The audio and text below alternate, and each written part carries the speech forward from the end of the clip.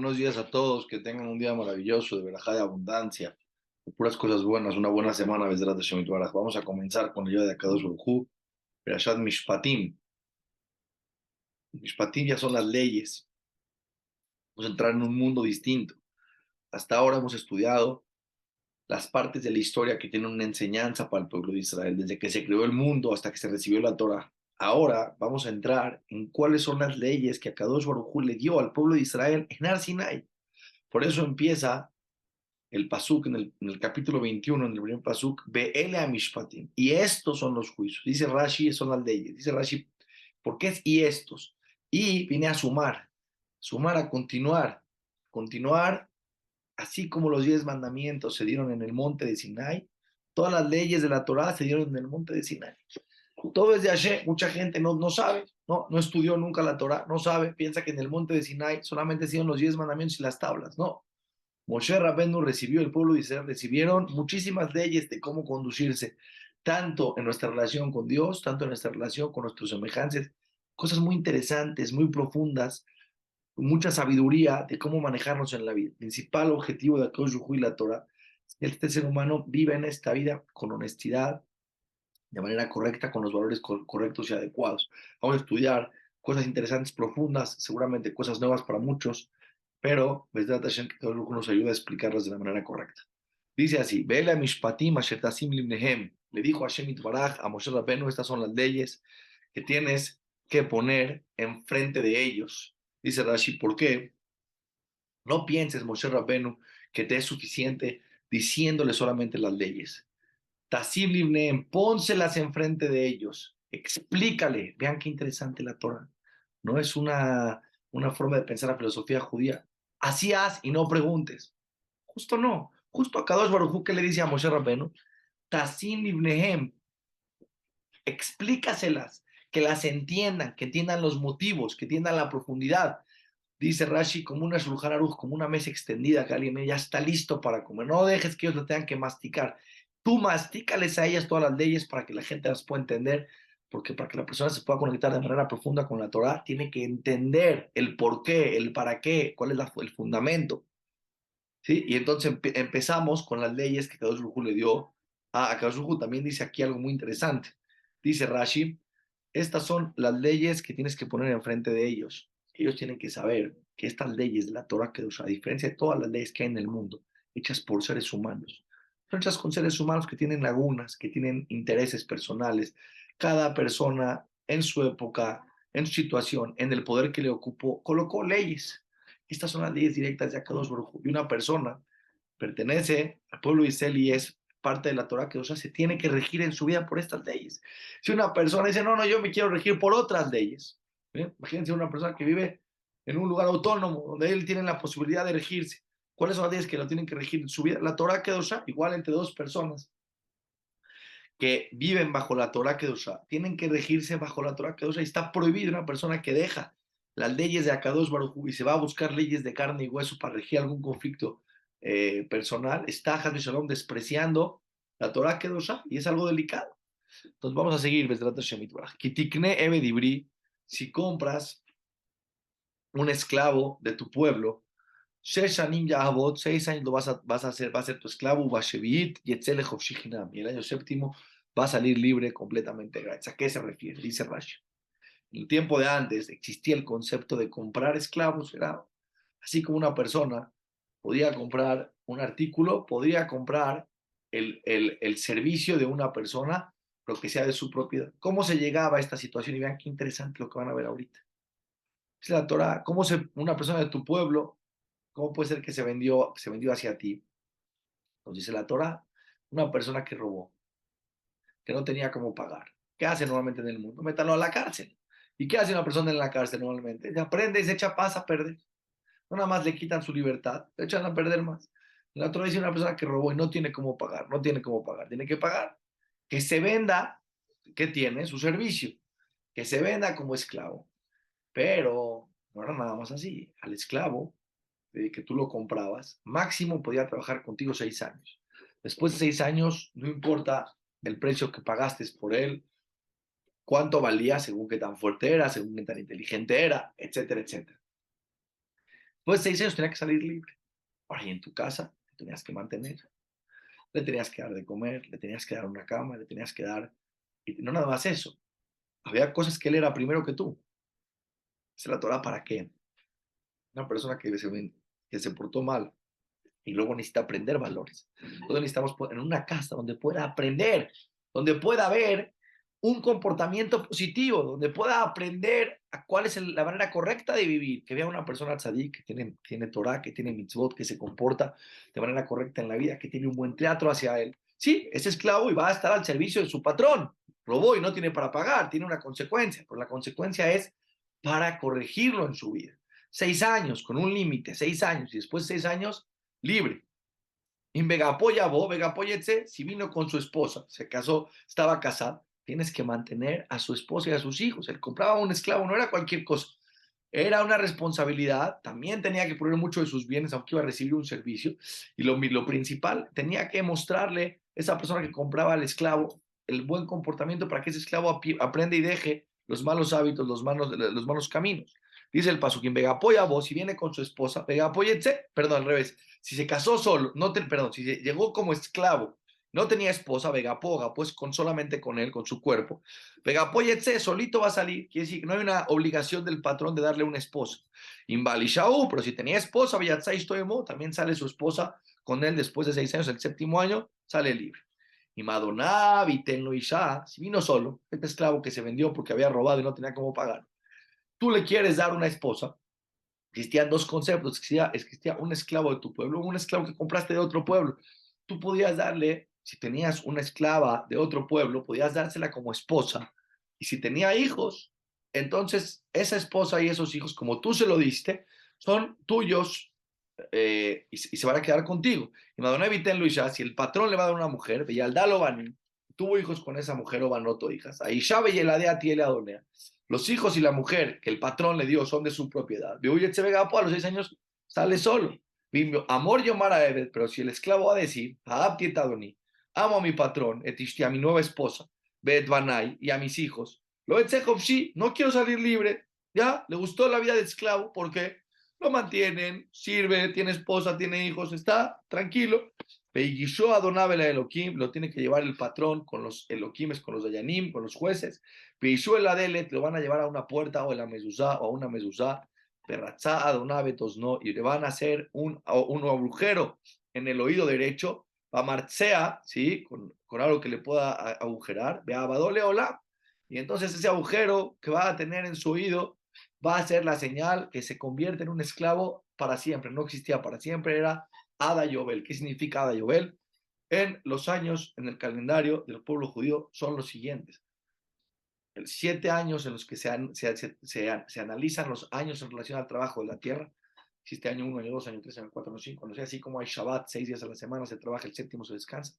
6 años se trabaja la tierra, el séptimo año se deja la tierra descansar. Cada 7 veces que hay, esto se llama una Shemitah, 7 veces, 7 ciclos de 7, en el año 49, en el año 50 es el Yobel. El Yobel significa el año en el que todas las tierras regresan a sus patrones iniciales, no importa la tierra que compraste, regresa al patrón inicial, de como Kadosh Baruj Hu repartió la tierra cuando entraron las tribus. Cuando entraron las tribus de Israel se repartió la tierra. La tribu de Leví justo la tribu de Leví no tenía tierra porque los Leví estaban trabajando en el Beit HaMikdash, tenían montañas en muchos lugares para vivir, pero no tenían tierra para trabajar. Pero todas las demás tribus, Rubén, Shimón, Judá, Isahar, Zebulún, tenían cada quien su tierra. Se vendían tierras unos entre otros, pero a los 50 años tenían que regresar. El monto que pagaban por la tierra era un monto acorde a los años que faltaban para llegar al Yobel. Entonces, si este esclavo quiere ser esclavo de esta persona, es esclavo hasta que llegue el Yobel. Ahora, dice la Torah, ¿por qué con la mezuzá? ¿Por qué junto a la mezuzá? Dice algo muy importante. Cuando Akadosh Baruj Hu en el monte de Sinai nos dijo, cuando nos sacó de Egipto, que nos dijo que pongamos la sangre en las puertas, nos dijo ese día, ustedes van a ser esclavos míos y no esclavos de esclavos. Todos son esclavos de Akadosh Baruj Hu, pero tú no vas a ser esclavo de otros, tú eres esclavo directo de Dios. Y no, este esclavo era un yehudí. Ahora quiere ser esclavo del patrón para siempre. Hashem, tú escuchaste que yo no quería que seas esclavo de otro. Entonces, ese oído lo vamos a agujerar. Parece que no escuchó bien ese oído. Parece que no entendió bien qué es lo que Akadosh Baruj Hu, pero la persona tiene el derecho de decidir. Tiene el derecho de decidir. Vejimkor ish et vitole ama, lo tetzek tzetabadim. Pero si una persona vendió a su hija como esclava, no va a salir como salen los esclavos. ¿A qué se refiere este paso? Existía un concepto que un papá, Haz Beshalom, un papá principal, no tenía dinero, no tenía capacidad de mantener a su familia. Entonces, ¿qué hacía? Si su hija era menor de 12 años, solamente si era menor de 12 años, si era menor de 12 años, mayor de 12 años, ya es completamente adulto y está sobre su posesión.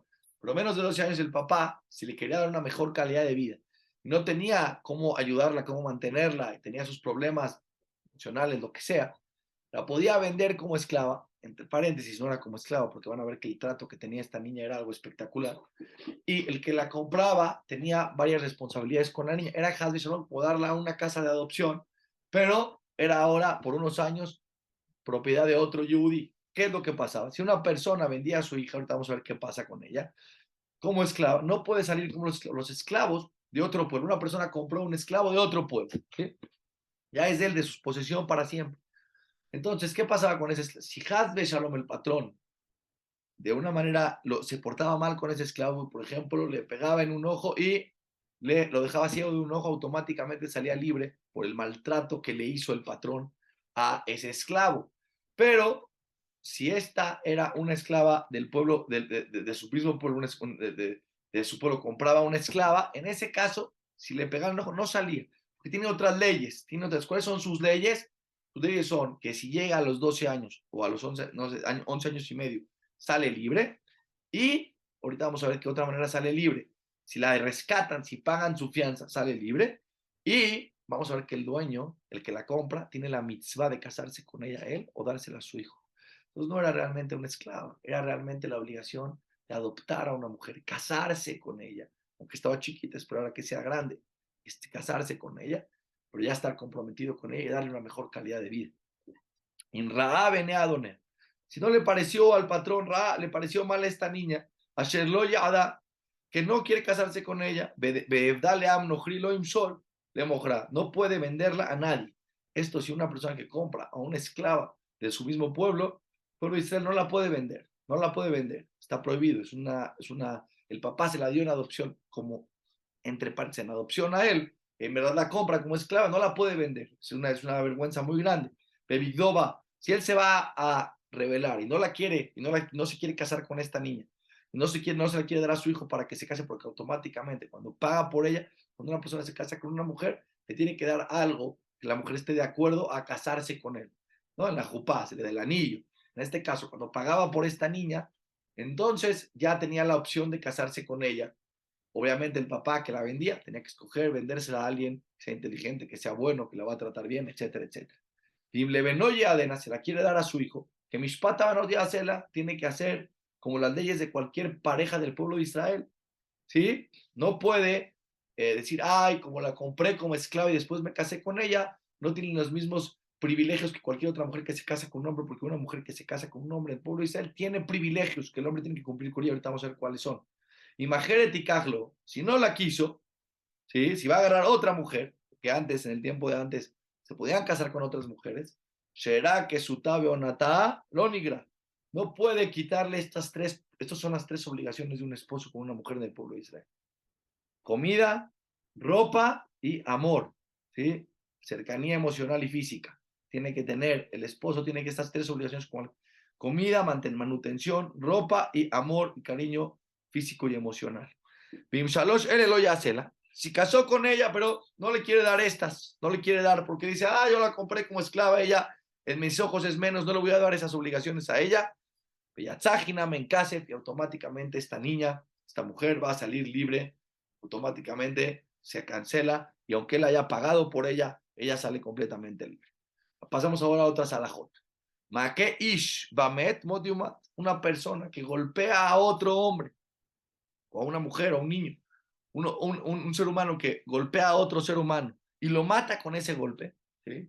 Y lo mata con ese golpe, dice la Torá, no que se murió del golpe, le dio un golpe, estuvo en la cama y no se pudo parar y después se le complicó y se murió del golpe que le dio, el golpe fue el que provocó la muerte, Modiumat es pena de muerte.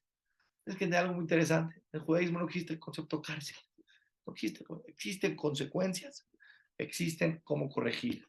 Cuando una persona hace una acción que la Torah analiza, que traspasa lo que el ser humano puede o debe de hacer en este mundo, tiene una consecuencia. Esto era solamente en el tiempo que había un Sanedrín, que había un juzgado mayor, que había un Beit HaMikdash que podían juzgar.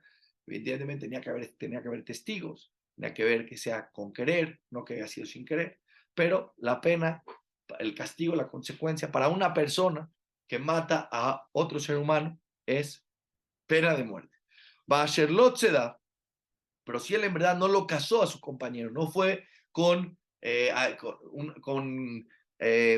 planeado, no lo planeó, lo leyado, sin querer Dios lo puso en su camino.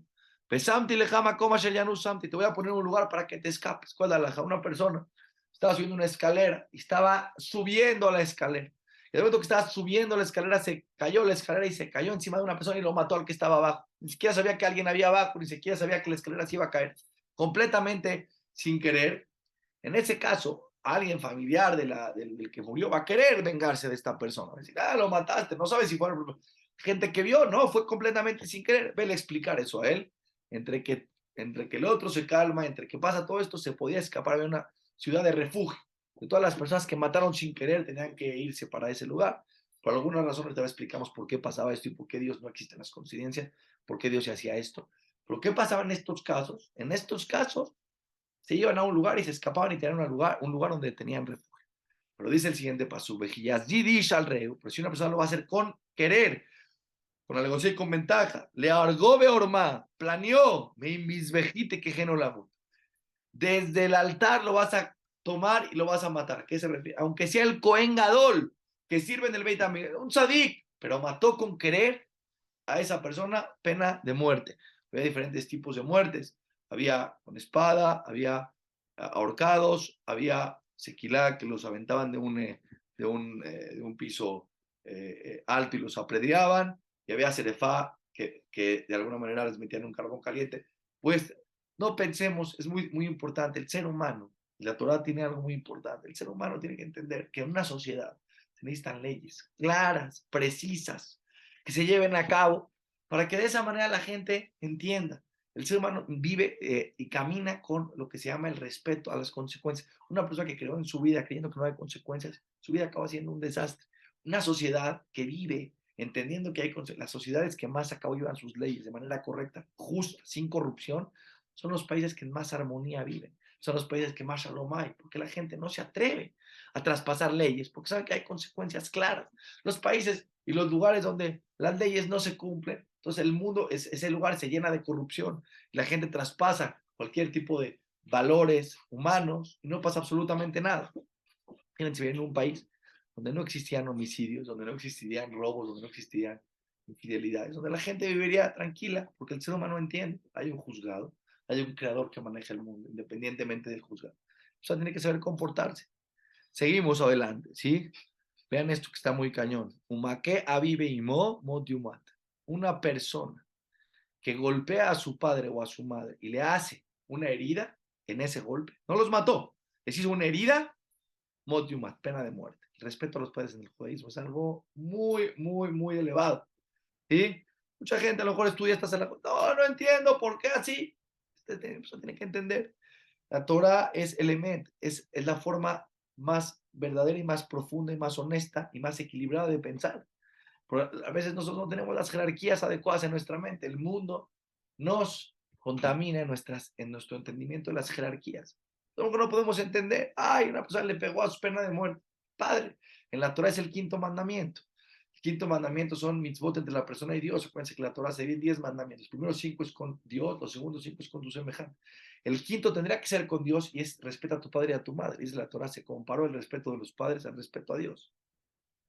Begonev Ish, una persona que secuestra a otra persona, o majro, y lo quiere vender como esclavo. Benim Sabiado y lo cachan que está haciendo esto. Motiumat, pena de muerte. Tenemos que entender, hay cosas que se traspasan la línea de los límites de lo que la persona tiene que saber.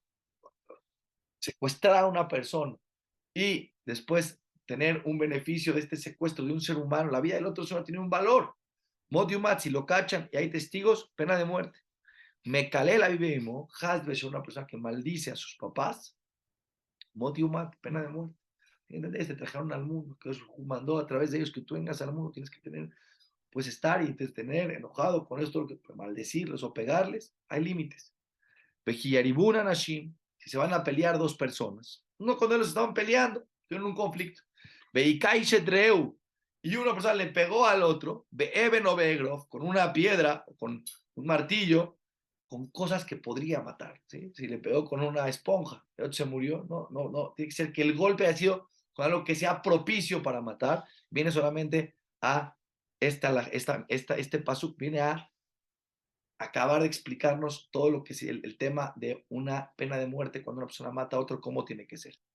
Dice el pasuk, Velo Yamut, Velafala Mishkab, no se murió del golpe, se cayó a la cama. Im Yakum Vitalech Bajutz al Mishanto, si se va a parar del golpe, si se va a recuperar del golpe que le dio, Benikama que estás completamente libre, no tienes pena de muerte porque tu golpe no lo mató, tienes consecuencias. Vamos a ver qué consecuencias hay. Rak Shivto Iten, Berrapoyerape. Dice el pasú, hay varias, cuando una persona daña al otro, hay varios conceptos que tiene que cubrir. El primero es el daño que le hizo. Le dio un golpe, me le pegó en el brazo, le lastimó el brazo y le rompió el brazo. La Torá tiene una manera, no voy a entrar en cómo se tasaba, pero ese daño que hizo tiene un valor, tiene que pagar el daño que hizo. El haberle roto la mano tiene un daño. Independientemente del daño que le hizo y lo paga, tiene que pagar la curación. Tiene que pagar el doctor, Berrapoyera P, tiene que pagar la curación, todo lo que cueste la curación, las medicinas, el doctor, todo. Pero no solamente eso, tiene que pagar el tiempo que él va a estar incapacitado. ¿Sí? Una persona incapacitada que no podría trabajar, bueno, que una persona no tenga el brazo, ya le pagó el daño del brazo, podría trabajar cuidando un campo, viéndolo. ¿Cuánto es un salario mínimo de una persona incapacitada que podría trabajar? Él ni eso puede hacer porque está en cama. Tiene que pagar su incapacidad. También tiene que pagar su vergüenza. Si fue público y pasó una vergüenza, la Torah tiene una manera, no voy a explicar ahora cómo, de cómo se tasa la vergüenza. Tiene que pagar eso también. Entonces, ¿qué dice la Torah? Si una persona no lo mató al otro, ya no lo maté, no pasó nada. No. Tienes que pagar estos cuatro conceptos. Hay otro concepto más, pero estos cuatro que están ahorita están explicando el paso.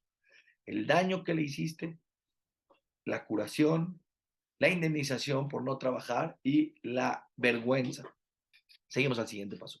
Porque ya que ish etabdo, si una persona le va a golpear a su esclavo o mató a su esclava, Bashevet, con un golpe fuerte, Umet, Tajat Yado, si se murió en su mano, Nakom y Nakem, automáticamente también pena de muerte. Vean qué interesante. La Torah dice, es tu esclavo, ¿crees que te puedes comportar con él como tú quieras? Si tú tienes pena de muerte, que eso protegía a cualquier esclavo, tanto del pueblo, si era de su pueblo, si no era de su pueblo. Ajim Yomo Yomaim Yamo, pero se paró, no fue del golpe, no se murió. Un día o dos pudo vivir, ¿sí? Lo Yukam Kikaspou no tiene pena de muerte porque es su propiedad. Es decir, se equivocó, pegó, tiene una consecuencia. Pero si no se murió del golpe, vivió, a diferencia de otro caso. Cuando no es tu esclavo y una persona golpea a otra persona, aunque pasaron 2 o 3 días y de ese golpe fue el que provocó la muerte, pena de muerte. Si es su esclavo y él le dio un golpe a su esclavo y no fue el golpe el que lo mató, pasó un tiempo después, tuvo un problema, ese esclavo se murió, por cuanto que es su esclavo, no tiene pena de muerte el patrón, no es que lo está provocando la Torah ni lo está promoviendo la Torah, ¿sí? Entendemos simplemente algo acá muy delicado, muy serio, que es la vida de la otra persona. Tienes que tener mucho cuidado en cómo tú te diriges hacia el otro ser humano. La vida del ser humano es algo muy, muy valioso. Vejinatsu Anashim, si dos personas se van a pelear y estaban peleándose entre ellos, ahora, ojo con lo que les voy a decir, esto que les estoy explicando son explicaciones muy literales, específicas, para poder entender el pasuk. Los que estudian Torah de manera profunda, los jueces, de cada uno de estos pesukim se puede estudiar días, semanas, meses y años. Todos los problemas que hay entre un ser humano y otro, todos los conflictos que hay entre un ser humano, cómo se tasa en cada situación, ¿verdad? Lo que la Torah aquí nos viene a decir solamente es la Torah escrita, existe que es la Torah oral, que es lo que todo se ramifica de todas estas alajot. Pero por lo menos una vez en la vida entender qué temas habla la Torah, cuál es la visión, la filosofía de la Torah, O sea, tiene que entender, la Torah es la verdad y mi mente está contaminada por el mundo. Yo tengo que, mi mente tiene que entender cómo piensa el creador del universo y cuál es la manera correcta de pensar. Dos personas, se pelearon dos personas. Benakfuisha, en el camino, sin querer, golpearon a una mujer, Hara estaba embarazada. Se huye la DEA y perdió el bebé que tenía. Veloye Azón, pero la mujer no se murió.